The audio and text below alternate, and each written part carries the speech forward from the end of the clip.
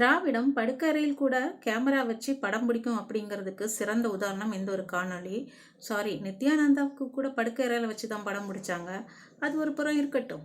இவங்க எஸ்பிஐ பணி தேர்வில் இந்த பொண்ணு வென்றிருக்கிறா.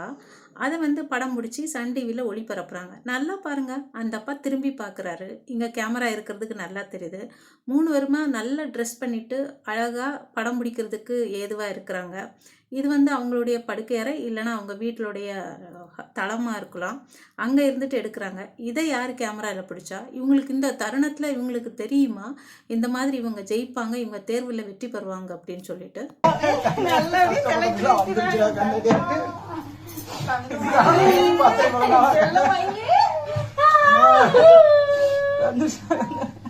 இப்படி கீழ்த்தரமா மக்களை முட்டாளாக்குற வேலையெல்லாம் இந்த திராவிடம் மட்டும்தான் செய்யும். தமிழர்களே, இப்பொழுதாவது விழித்துக் கொள்ளுங்கள்.